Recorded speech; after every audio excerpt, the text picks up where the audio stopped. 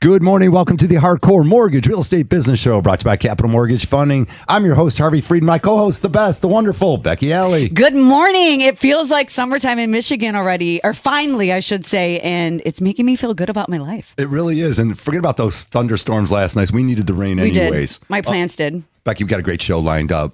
Introduce the guests. Yes. Okay. So this has been a long time coming. They are not only dominating the real estate market, but they're really good people. And that's like something that's very important to me when we have someone come in the studio with us. We want to make sure that our listeners are getting touched by people that genuinely care about what they do. And they care about consumer advocacy, if I could speak today. So we have Stephanie and Josh Atias from the Good Company Realty.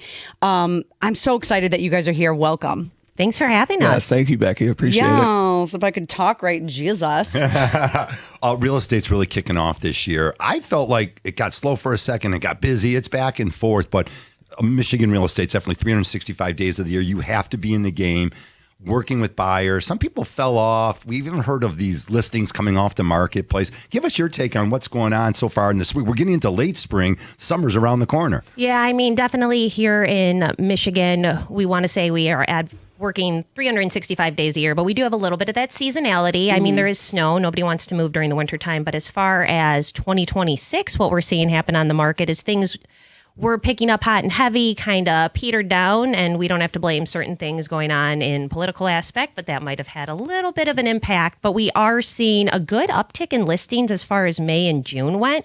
And I think at the end of the day, it's all about setting the right expectations and pricing. If you're talking to your sellers and buyers and letting them know what to expect, people are winning out there. Houses are still going highest and best. Buyers are still getting good deals. It's just about knowing what's going on. And I mean, I think a couple of years ago, we kept hearing like, well, the interest rate will come down, it'll come down. And I think a lot of people have accepted like, for now, this is kind of where we're at. And they're seeing that the housing prices aren't really going down like they thought. They're kind of staying, steady.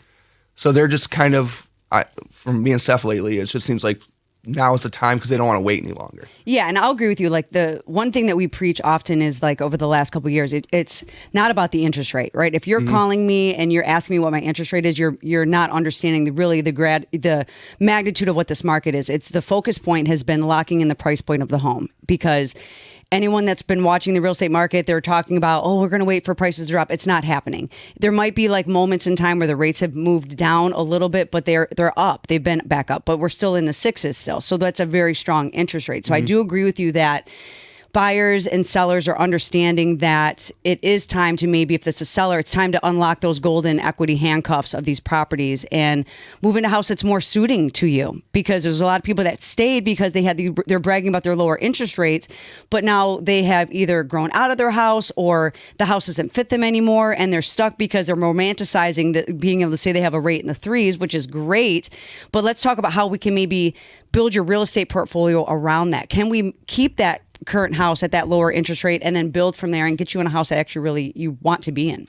Oh, 100%. We have some clients who have done that where now they're renting out that house that was in the high twos, low threes, able to generate income on top of that, and then move into something that's going to suit them better. It's all about being creative and looking at your overall goal. Yeah. Well, and then like when the interest rates dropped after 2020, a lot of people got into that home. They were first-time home buyers, newlyweds, and it's been 6 years now. And you've had families, the house is exploding, but they're hanging on to that low interest rate. Now they're like, we can't do this anymore. What are the options we have? Yeah. So we can maybe keep that interest rate or maybe not have to pay so much going for the next house. Yeah, like some people, like obviously there was we talk about it often as well, like that in 2020, the overbuying in, during that time, because it was such an insurgence, right? So people were like buying houses sight unseen. That's something that like, when I think about it, like now that we can actually like really like understand and download what we all went through in the real estate market. It was crazy what people were doing and buying and the things. But, some people, they made really good moves, but then other people overbought during that time. And now they have a $500,000 house and they have these $500,000 taxes and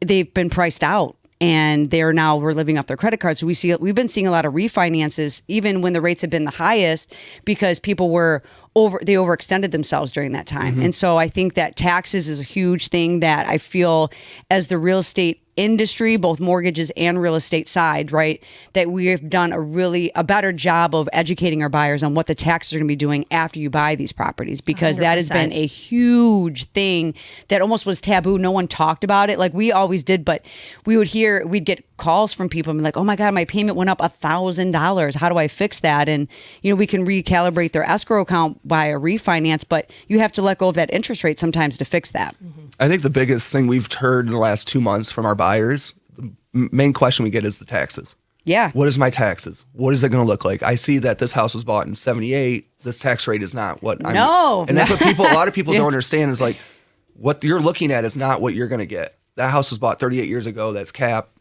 And we're trying to inform people of this. A lot of people don't know. But I think the most common question we're getting lately from buyers is about the taxes right now. Yeah, we talked about it a lot on the show already starting this year off. And again, if you buy a house that someone just bought 2 or 3 years ago, they've already been uncapped. So now it's not going to be such a sticker shock. But if you buy two doors down, grandma's lived there for 30, 40 years. Correct.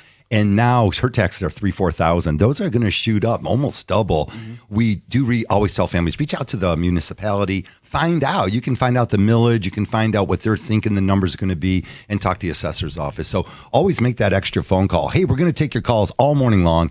It's only 8:06, so we're with you till 9 o'clock. Well, sports will follow us at 9. 248-539-9797. Always a great time to buy a house. Inventory is definitely up a little bit, giving some buyers some additional opportunities out there, maybe a few more choices, but it doesn't mean it's quite a buyer's market at all. It's really getting close to being a pretty balanced market out there where the sellers are still also getting top dollar for their homes. Yeah, I agree. I also think it's important at times like this to help people realize that whether it's a buyer's market or a seller's market, it's so specific by city, by area, by county. So we talk to clients all the time who are seeing what USA Today has posted or national headlines.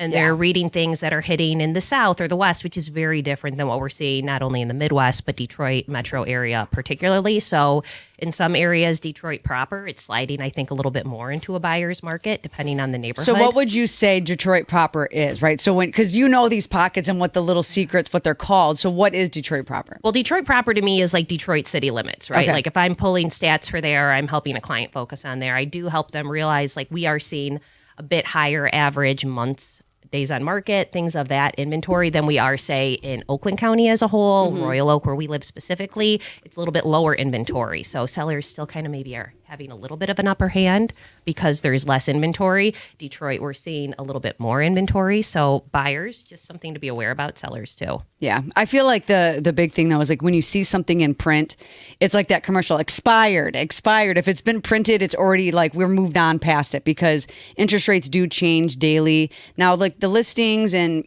what's coming on the market, that also does change daily, right? And there's a lot of things that like it's skewed because you're getting a lot of off-market properties too. So you're not really seeing truly what's out there. I do think that this is 26 has continued to be the most buyer-seller market that we've seen in the last 5-6 years because even though there's still that lack of inventory, buyers are winning in situations. They're allowed to come with their own little punch list and say, Agreed. I want this and that and the other thing. And I have a lot of transactions right now that are heavy on concessions. I think buyers can be picky again. Yes. I think that's what we're seeing this year is they know they're going to be paying 2026 prices. Those haven't come down, but I'm not seeing inspections waived anymore like they were, which is actually a good thing, I think. Yeah. People are allowed to ask for repairs. We're seeing concessions make a comeback. And so it should be a win-win for everybody involved in the transaction. A couple $1,000 in seller's concessions really helps keep that money in your pocket. Yes. So when you do move in, so now you've got $3,000 or $4,000 that stays in your bank account. Now you can use it to repaint the home 100%. Or consider that remodel or put in a new floor in the kitchen or something of that nature. Yes. Yeah. Well, and two, like Steph was saying, like with offers, buyers, sellers equal it out. Like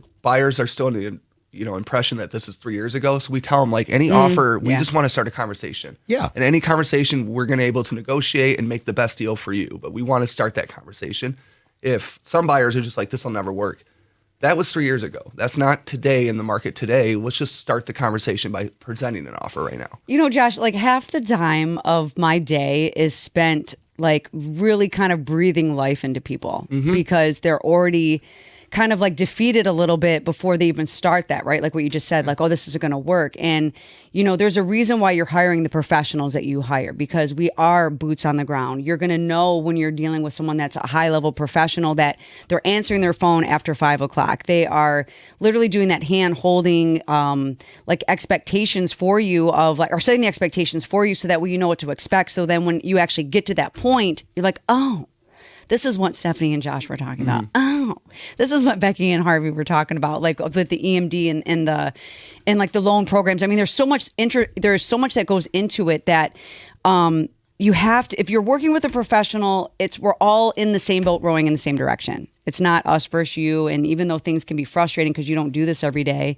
you have to kind of just listen to what you're saying. And the fact that you guys are willing to have these hard conversations with your sellers specifically, and then kind of be more nurturing with the buyers, because I feel like it's a push pull. It's yin yang. When you're dealing with the sellers, you have to be like, hey, we might need to cut the grass. Yeah. When you're the buyers are like, hey, you know what? It's okay that there's a little bit of a crack in the cement, right? It's a little bit of a different kind of like mom, dad kind of, masculine, feminine, how you have to like handle things. I just went and cut the grass for one of our listings. That's what I'm saying. Oh, one of your listings you did? Yeah, in you got Birmingham, to. the guy canceled on him. We were in a pinch. The city called me, and I was like, I only live 2 miles, so I went and cut it. There you go. Sometimes it's more of like, it was the first warm day of the spring. I was like, we want to put our best foot forward. Let's get the grass cut right now. So if anyone driving by, it looks the part. It's not like ankle grass, so. Yeah, no one wants Harvey's big on the neighbors.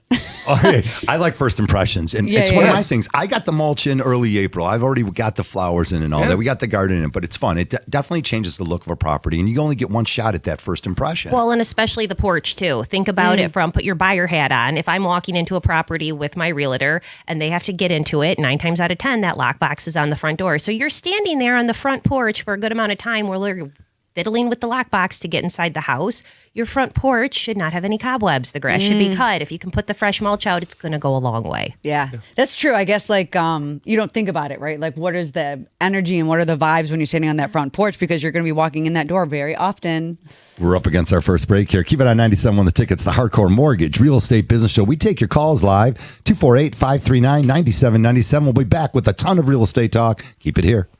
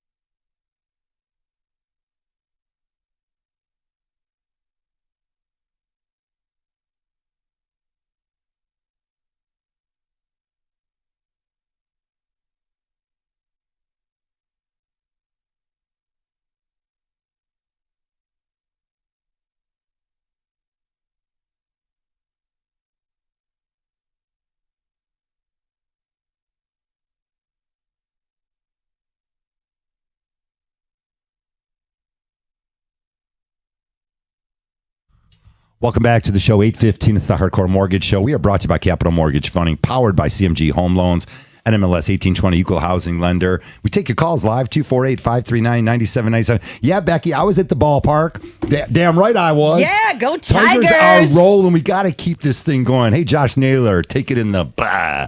I mean, Detroit. Tried to run over McGonigal last night, and Kevin knows what I'm talking about. If you're a baseball person, Becky, we had a little ground ball to first, and Josh Naylor better get his crap together. He's like, Nancy wouldn't let me go down there and rip him a new one, so that's okay. So for anyone that doesn't know, Harvey is definitely a baseball junkie. He played. He was great in his day and the things. Yes, I'm just an average bum. But yeah, now you do like not coaching, but you ref. I'm an ump. Yeah, I'm an ump. Yeah. And so you ref for football too in the There you offseason. go. But yeah. We like that kind of stuff. Yeah. Anyways, we got great guests in here, and Stephanie and Josh join us. Atias, you guys are real estate agents here locally, all across Southeast Michigan. Give us a call if you want some great people to represent you. We're going to dive in a few of the topics. Let's go out to Brian in Plymouth, and then we'll dive into our topics for the morning. Hey, Brian, welcome to the show. Go ahead.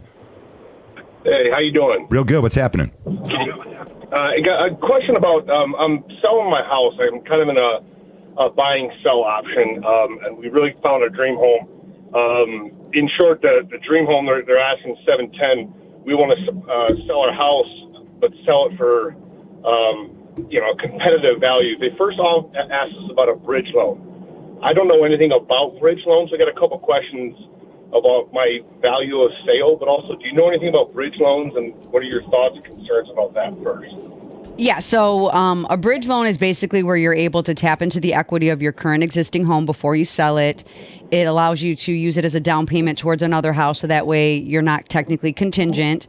And then the normal timeline is you have to sell that other house within 6 months. That's normally like the timeline. So we have to make sure you qualify. Well, actually, you only have to qualify with one payment or one of the houses in that situation. But it's definitely an amazing vehicle to get you where you're going if you need to be in a position of being not contingent and you need to tap into some of those reserves that maybe you don't want to like deplete out of your like retirement or something like that. So the question I have is like, what happens if the house doesn't sell, or what happens? So I'm trying to sell my house. I'm trying to sell my house for $625 and buy it $710. What happens if all of a sudden I don't sell my house? Well, you can put a contingency on. Yeah, you can put a contingency on the new house also. But one of the things, Brian, is so there's two avenues here. Either the bridge loan, because that's the safer route for you. We'll actually purchase the house from you. Yes. So it's guaranteed that it's sold. And then you get the equity to free up and purchase the new house. But a lot of our clients, as we know, Becky, we recast. So when you deal with a real mortgage lender, we service your loan. You could probably get, Brian, if we cramp the numbers together, you might perhaps qualify to purchase without doing a bridge loan, because there are some additional fees that you would lose there. You could buy a new house 5% down, and then after you sell your current house, you can recast the mortgage. A small fee of $250, you can take that big chunk of money from the sale of your current home and put that down after you close on the new house. So there's opportunities out there, and we're going to follow up with you after the show and show you these too. So do you have, real quick, like, have you met with any real estate agents just yet? Yes, we have. We have a real estate agent we're working with. He's a very good real estate agent. He's doing very, very well. And they're just, obviously the people we're buying from just have asked. They've already accepted, so we've already denied the bridge loan. I was just curious, obviously for other callers, like what a bridge loan actually is. I've never even heard of a bridge loan. But the big thing I really, especially moving forward, is I've got to sell this house. It's contingent I sell within 2 weeks, but I want to get the most for my value. All right, yeah. So what's the best?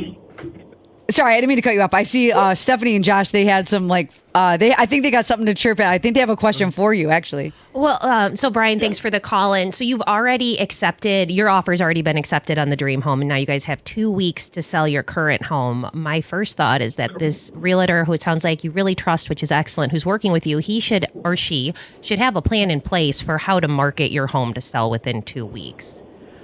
Like we were talking about a little bit earlier, depending on where you are in Metro Detroit and how competitive or high of inventory or lack, at the end of the day, it's going to come down to pricing is going to be the number one thing to help move this. Do you have quickly. like a certain number you have to sell your house at?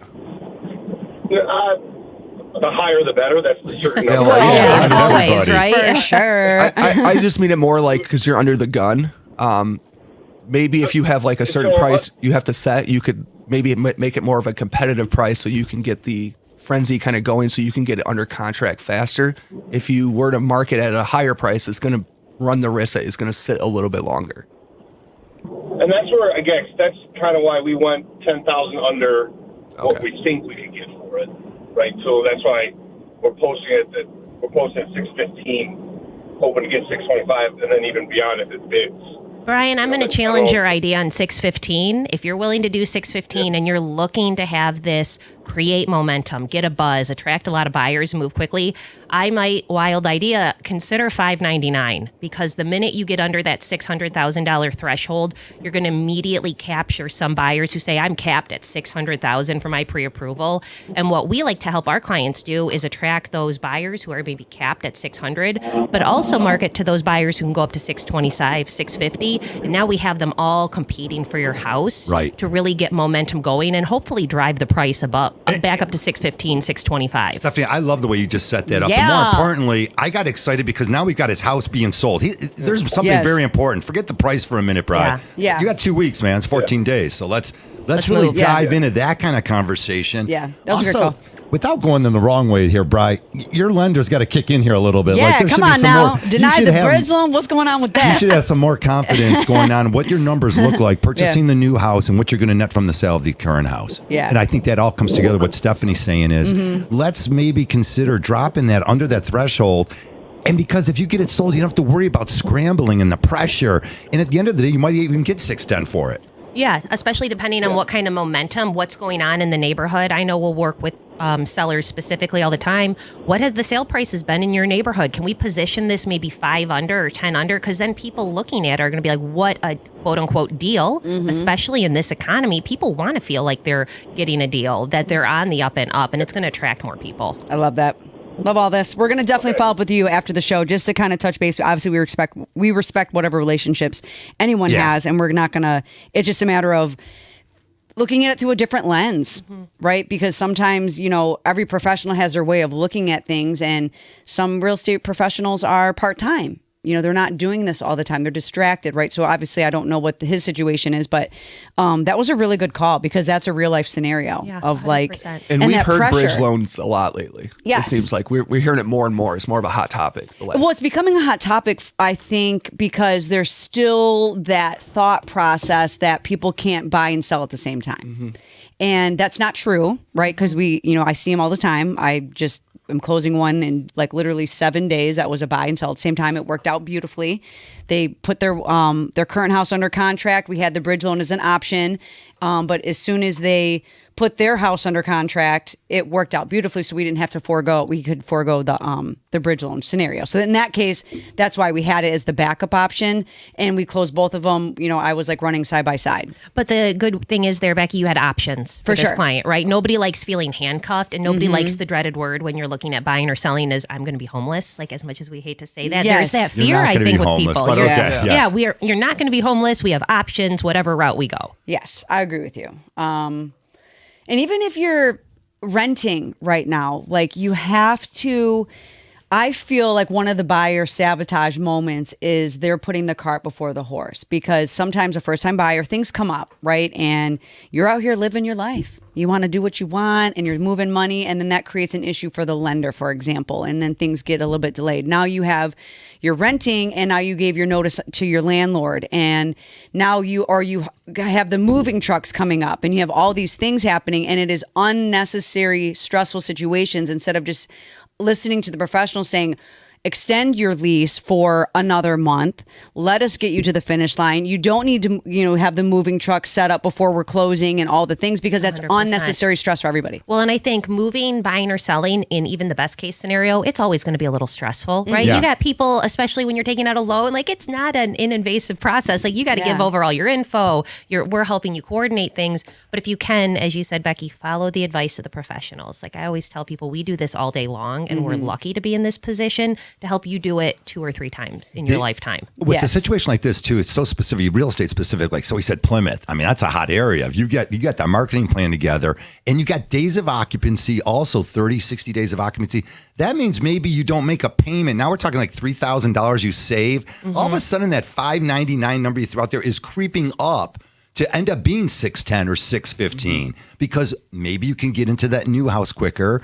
You can stay in your current house, close in 30 days, stay in there, and you don't have to make the next payments. There's lots of little things that all of a sudden the money changes real quickly, and you were better off taking that other offer. And it reminds me of how I just first met you this morning.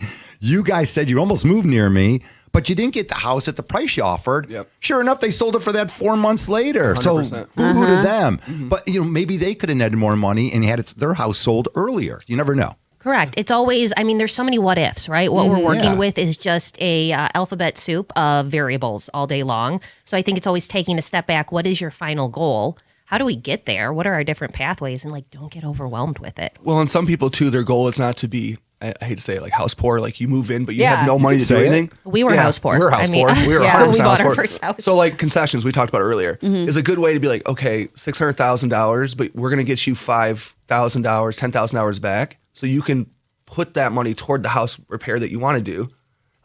So we see it a lot now where they're like, well, I don't want to go up to 600, but if you do, I can get you back this to put back into your house. But if 550, the house is going to be what it is, and you have to take your money down the line and put it back into it over the time. For sure. So like a concession, in case someone doesn't know what that is, that is where you're asking the seller to give up some of their proceeds or their money to contribute towards the buyer's closing costs and prepaids, right? So when you hear us talk about concessions, that's where we're able to, the top professionals like Stephanie and Josh, they're able to really get in there and negotiate for their buyers to make sure that they are getting everything that they're needing too, right? So it's because some agents are seller heavy, some agents are buyer heavy. You guys are both. And that's what makes you guys such a dangerous, your arsenal of weaponry is pretty amazing. And watching you come alive, on that call just now, Stephanie, you set my soul on fire just now.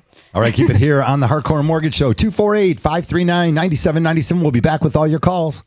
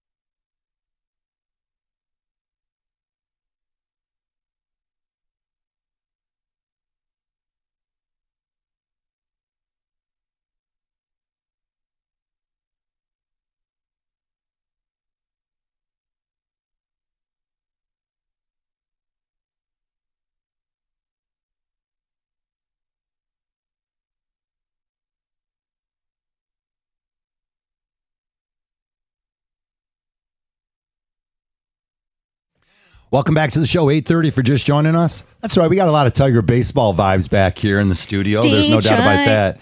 Becky, you always come in with that. Well, you have a Yankees hat on. Detroit hat. But it's okay. Like, it matches your Stone shirts. It's cool. I like a vibe. It just matches. So I have a Red Sox hat too. Yeah, see, I just need a good. Brother. Someone's find me a good red Tigers baseball hat. I need red in my life. Oh, challenge accepted. Yes. I have like a Tiger's hat in at least 10 different colors. Yes, so I can't find a good red one. It's an annual gift I give her for like Mother's Day or birthday. I'll buy All right, the guys are getting down to the ballpark now. My baseball hat collection is ridiculous. Everyone knows that. New phenomenon too here in Detroit. I guess it's all over there in Major League Baseball. Is the Comerica Crazies, I'm going to call them. These guys are all the kids now, and some adults. I'm going to be out there. They were in the left field corner with their shirts off, waving them. I'm telling you, when this town gets behind a team, we just come full force here. And the same goes with great real estate agents. And we were talking off the air, like what makes a great real estate agent? When I first got in the business, a bunch of old hags in it and stuff. Now we've got great energy. We got tons of information and confidence. And one of the things you guys threw out there was this topic this morning is helping the older folks, the retirees. My ma, is 84. What happens later in life and how to make that easy transition if you're leaving the house. So it's a cool thing. And, just roll with the topic because I loved it. Yeah, well, thanks for bringing it up. So one of the things that Josh and I have really focused on in the past few years is the quote unquote senior market. This all kind of started when past clients were reaching out to us to help with mom, to help with grandma and grandpa. And a few situations popped up back to back where we saw the need of people are maybe staying in their homes longer than are servicing them. There's questions about how to sell a house that's been loved by a family for 40 plus years. So we started digging into it more, both got additional designations. So we both have what's called our senior real estate specialist designation from National Association of Realtors, just more credentials and specific training to help those 65 plus. So Harvey, you're not too far away from going into that category. You single-handedly are taking the smell of mothballs out of a lot of homes. Like the first thing she does is walk in and go, get rid of those mothballs because we got to sell your house, Grandma. But yeah, thanks for picking on me. Well, and two, we wanted to know more about it because we didn't know a lot about this. Yeah. So Steph, especially Steph, she started networking more, going to senior networking. And now Steph is the president of the Council for Action on Aging for Wayne County. Okay. So it's a big networking that it's based in the whole goal is to help seniors navigate this end of. Well, and it's a nonprofit, so it's a registered nonprofit in Wayne County. And the whole idea is to bring together like-minded professionals. And I'm part of a few of these where it's not just realtors, it's not just lenders, it's not movers like your traditional vendors when buying or selling homes. It's in-home care. It's placement agencies, it's social workers, it's people from PACE, it's all these programs, and it's hospice, it's therapists, it's all the people who might touch those who are getting older in years. And I'd say our average client at this point is probably like 75, 80. How do we help those individuals take a look at what's going on? Are you safe in the home? How's your financial situation? Because that's the biggest thing here. Your house is probably one of your biggest assets. Yes. Right. So how do we help you live safely? Make sure your kids already know what's going on and stretch this asset to make sense for wherever you're going now. So again, you dive right into estate planning, and now we bring into some of the deeds, and you mentioned earlier the Ladybird deeds here that we have. I thought they were available in all states, but that's not a tool that's used often. A Ladybird deed, love it. Yeah. Okay. Misconception is people maybe think it's all over the U.S. There's actually only 5 states that 100% legally recognize them. Okay. Michigan being one, Florida's another, and we have lots of reciprocity between these two states. Yeah, it's a direct line between the two states. Because we're going back and forth. Correct, But that's a great plan. If people don't know about it, please ask questions about it. We're not attorneys, but we know some great ones. Yeah. And it's basically like putting a beneficiary on the deed to your house. So you still own it free and clear. You can do whatever you want with it, rent it, refinance it, sell it. But the minute you should pass, whoever is named on that deed, that property goes to them. No probate needed. You're also able to circumvent some other things too. So it's a really good tool to just protect your family and your asset, to know it's going to go to the person you deem. They just have to be over 18. Yeah. Doesn't even have to be a relative. And a lot of people, maybe don't know this, but over 60% of the equity in this country for home equity is 60 and over. Yes. They own a majority of the home equity. A lot of them either don't know how much equity they have or what to do with it. And some of the families who inherit it have no idea.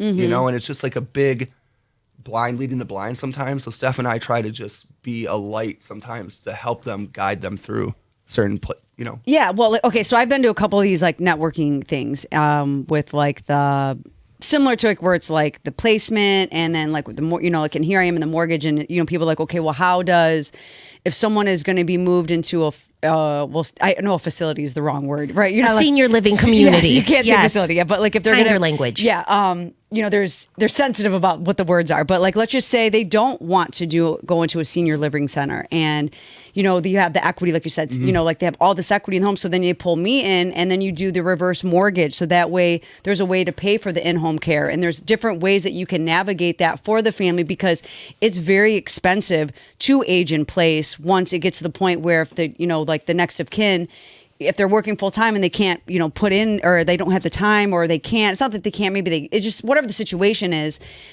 it's very cumbersome. Oh, you just painted a picture of what we're talking about all day long with people. And we do like to position that we are here as resources, right? While we buy and sell houses, that is our profession. And honestly, how we pay our own mortgage at the end of the day, we want to be there to educate everyone. So if mom or dad and grandma or grandpa absolutely want to stay in the house and it's set up to be safe for them, yes, let's get them in touch with resources to take out a reverse mortgage, because that's a tool I think most people have misconceptions about, especially after 2007 and 8. Like every other mortgage, it got redone. So it is a really great financial product if you know the ins and outs. Correct. To help you pull that equity out. Make sure there can be in-home care, which starts off at an average of about $40 an hour. So be prepared for that. Yeah, it's very expensive. So you could maybe update the home for first floor laundry, for primary suite on the first floor. All those things are options. Let's just, again, provide people those options to see what makes sense. You're either going to pay for the community for care, or you're going to pay for it in your house, one way or the other. Okay, so talking about that, what are some of the top upgrades that you think are most beneficial for someone to age in place? And then when it comes to selling, right? Because obviously you're not going to get dollar for dollar for certain upgrades that you're making to your home. So what, in your opinion, are the top-notch things? Like ramps is a hot topic, especially when you're buying a home. Please try to use the metal ramps that can be easily taken out afterwards. The ones who are built with wood. Yeah, right. Our 10, because you can't remove them easily, will be a detractor for most people buying the house. They don't want to see a ramp. Grab bars wherever you're common in the areas, the kitchen, the bathroom, the bedroom, is a big thing because falls is what we see the most. Okay. People fall in the home. And a grab bar is easily installed. It's easily taken out too, depending on the type of property that we're selling. Maybe we want those removed to help increase your home value. First floor laundry all day long. If you're looking to make an upgrade that's going to help you at any age and is going to help your resale value, first floor laundry out the door. Everybody wants that, right? Yeah, and I know people, it's hard for them to get out of the house, especially in a 2-story colonial they've been in for 40 years.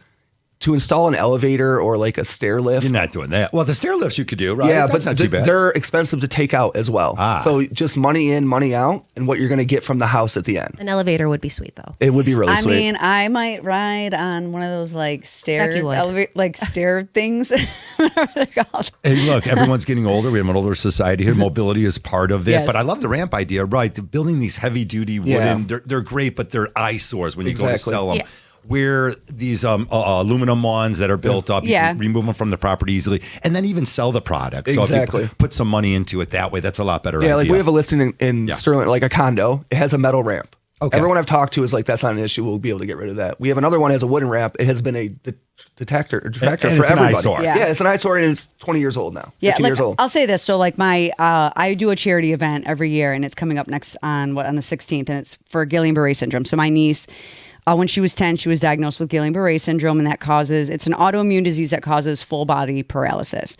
So there was a moment in time where she went from being a normal kid to now she was in a wheelchair. And so they came and they built a ramp, right? But they did it, out of the goodness of their heart, but it is wood. And so it's still there. Now she's 21 and, obviously she's not in that same condition. It still affects her every day, but not in that way. But so now when my niece and nephew come over, they just use it as like a roller coaster ramp. But but I hear what you're saying though. Cause if it's, it serves its moment in time, but then if there's ever a moment where you need to sell, that almost could leave a negative stigma towards the next buyers, right? Okay, what was happening in here? And, it might give negative vibes for it. So I think it's important to move. We always like to paint the picture too, any house will sell at any price. Correct. That's a fact. So if we're going to install or your parent or grandparent is going to do these upgrades, great. Let's keep them safe. Let's make sure you can afford it. Just be aware that down the road, if we can't maybe change some of these, it'll just affect that sale price. So as long as everybody knows what's going on, move forward. I love it. For more helpful tips, listen to our show here. I mean, Josh and come on. Stephanie, they know all the answers here, and they work. They make it less stressful, and adding value, of course. A lot of the folks are downsizing as we get older. We don't need 3-4 bathrooms anymore. We just need 1 or 2, and on the first floor is really key. I want to know. I have a question for you guys. Okay, Yeah. because like I'm looking at what we were talking about. How does selling your home can affect the ability to qualify for state assistance? So tell me that. So we've had to deal with this a couple times. I mean, Yes. Go. So it's huge, right? And we're talking senior living, not We're like ta- our normal home first-time buyer programs. This is something separate. We're talking right now senior living. We're right now. talking about seniors and their ability, or more so what we're seeing, inability to pay for those senior living communities. So what a lot of people don't realize, this is my ask for everybody listening, have conversations with your elderly parents and grandparents. If you think they're going to end up going to a community or need to, start looking at prices now so you are not sticker shocked. But the average price in Oakland County right now for a private pay senior living community, we're talking $6,000-$7,000 a month or more. Yeah.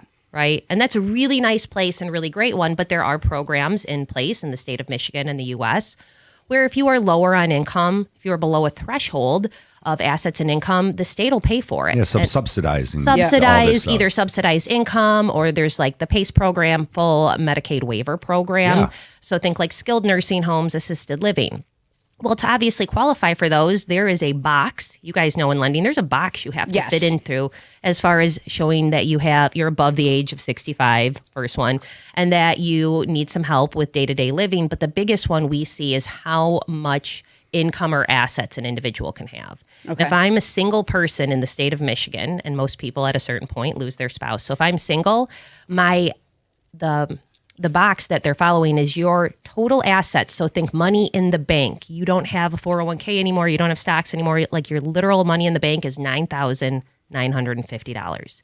You have to be below that threshold in order for the state to start paying for you to live in one of these senior living communities that accepts these different programs. They're going to bump that up. They just did this year. They used Prior to to be this way year, it was lower. $2,200. Oh, That's so like this ridiculous. You have to 95 be is flat now. broke. Yeah. This is a major increase over the past year. So these are things we want people to pay attention to, because the minute I sell my house, guess what happens to those proceeds? That's money in the bank. That's an asset. So we just try to help individuals keep track of that, and we can talk about it more after the break. Oh, I like that. Yes, Stephanie's hired. She knows what she's doing. Rates are holding steady at this June meeting coming up. They're probably not going to make any moves. Hey, you got to put your plan together. Get some great professionals. Keep it here on 97.1 The Ticket. It's the Hardcore Mortgage Real Estate Business Show. We've got one more great segment. Love to hear from you.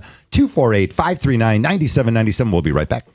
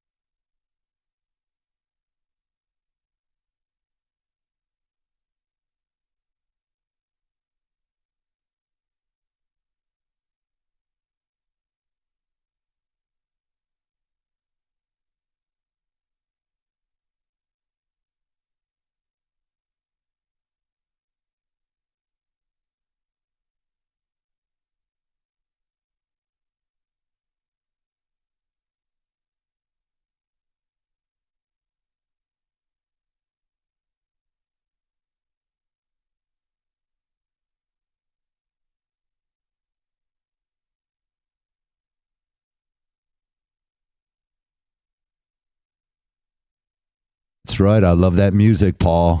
The Detroit Crazies are out. Yes. The vibe is happening. All we need to win, this is the Tigers, of course, Becky. Yeah. We're always winning.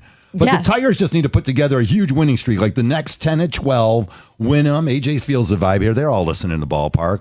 As I mentioned earlier, yeah, we saw Josh, not that punk from first base for Seattle last night, trying to roll over Kevin McGonigal on a base hit. He made a little collision at first base. Kevin, we got your back. Don't worry about it.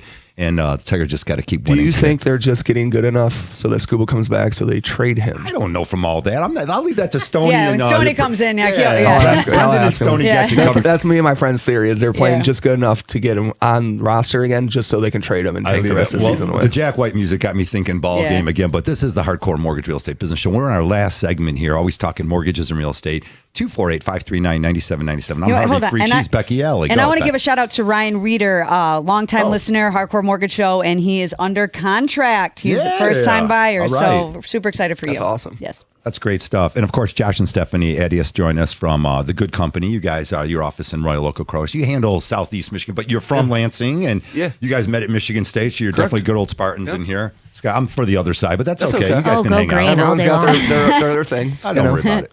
You know, like Michigan sports, though, it is a vibe.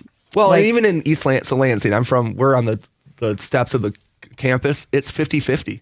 You're a Michigan or Michigan State. It's not like Michigan State runs Lansing. Yeah. It's 50-50. Michigan I hate to say it, but it runs the state a little bit. So Yeah, no, it's like any kind of sport, and I feel like we're due for some kind of championship. You can feel like the itch happening with everybody, but man, the Tigers, it's just a good time at the ball field. Yeah. It is such a good It gets time. us through the long summer here, which is awesome. Metro Detroit, we're seeing more listings, more breathing room out there, but the prices are still holding. So if you have an open house, if you're listed, if you got to sell your house because you're maybe building a new one or you're thinking about upgrading before the kids have to start school again, in end of August, September. Definitely prices are holding across Southeast Michigan. And our first call this morning really had to do with what we deal with daily is it was such a good call. Everyone trying to max out. You know, who doesn't want to sell their house for top dollar? We all do. But you're buying a new one, you're under contract, and how to generate that excitement and have your house priced at the right price mark where you can generate that excitement and maybe get those overbidders to come in. Yeah, I always think a great strategy that has served us well, and we've seen other top realtors in the area duplicate, is price it just as much as sellers don't want to hear it, just a hair below kind of that market value. You want to let's get into the buyer's psychology of what they're looking for. Let's position this as the best deal on the market. Let's position it maybe where we're going to attract a wider sample of buyers to compete against each other to drive that price up. Because if we price it too high, nobody's going to look at it. But if we make it seem as a value, everybody wants a deal. For sure. Everybody wants a deal. Yeah. So like with the sellers, right? So like it is very important that you have those strategies and you have those conversations, because when you guys are going on listing appointments, right, they might be meeting with 3 other real estate professionals, and somebody is going to tell them what they want to hear. Exactly. But that doesn't necessarily mean that's what they need to hear, and it could be setting them up for failure, because if you put the house on $650 and it's sitting, and now you're doing a price reduction or a price correction or however you want to say it to make it sound cool, it still puts something out there, you know, where it's like, okay, what's wrong with this house? Or like, you know, there is, like you said, there's a lot of psychology behind it. Correct. And I think most buyers too, if I'm looking at a listing and it's had a recent price drop, and I do this with my clients too, I'm like, oh, well, maybe we can go a little bit under that drop, because I see that they need to move it. And we're never trying to undercut anybody. It's always supposed to be a win-win on both sides, but playing into that mindset, you got to do it from the get-go. And also too, like that caller, if you're depending on your home sell to get in the next one, with how low inventory is, there's not a lot of houses sometimes to look at. So you're nervous about putting your house on market. Yes, you know that's what I mean? the real life of it. Yeah. Yes. Because you don't know how long it's going to be before you find the house that you're perfect with moving into. It's not like the next house on the market is going to be the one that you want. So putting your house on market it's a scary thing.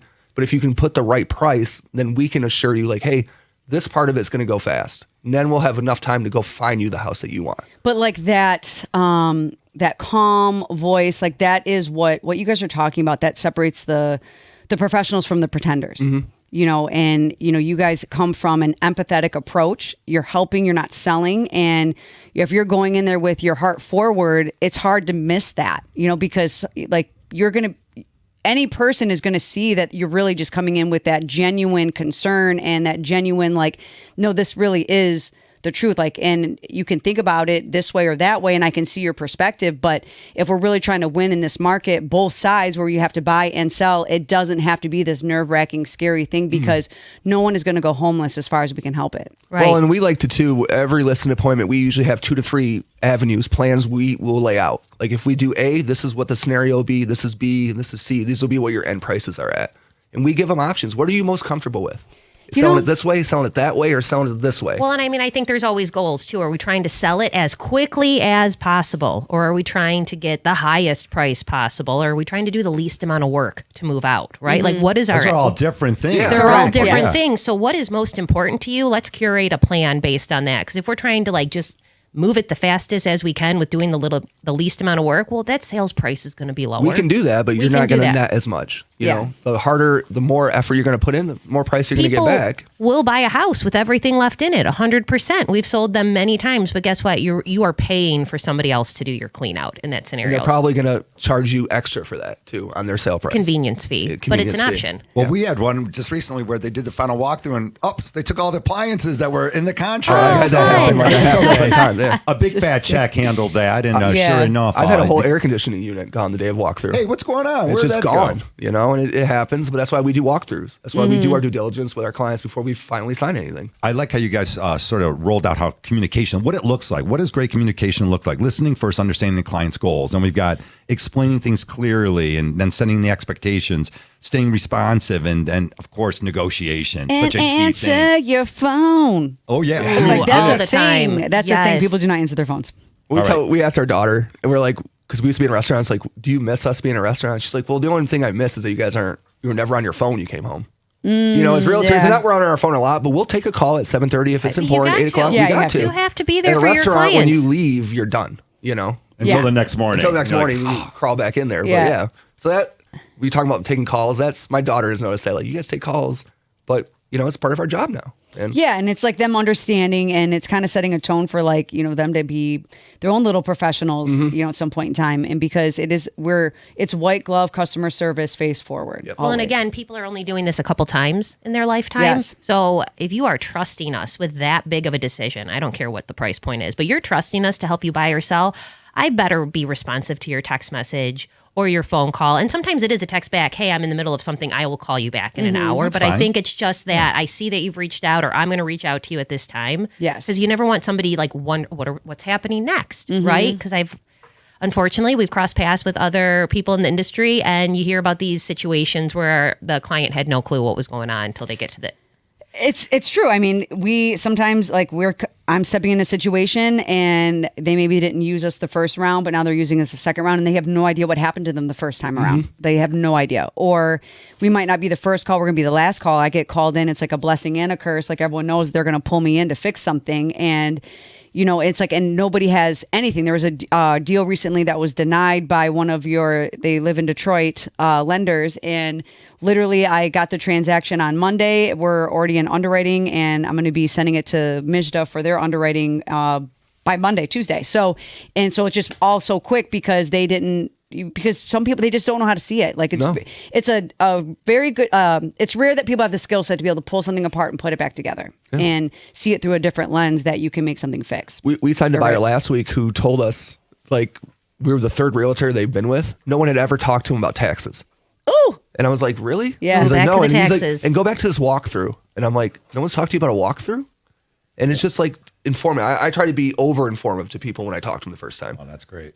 You know, it might annoy them, but I want to give you as much information so when we go back, remember we talked about this last time? yes. It's slowing down to speed up. And, you know, like with the understanding, like, obviously we know you're doing this 1 to 2 times in your life. It's your biggest investment. So who you're working with matters, and you have to be with someone that's going to tell you the things that you need to hear, not what you want to hear. It's not a matter of calling 15 different people till you get the answer you want.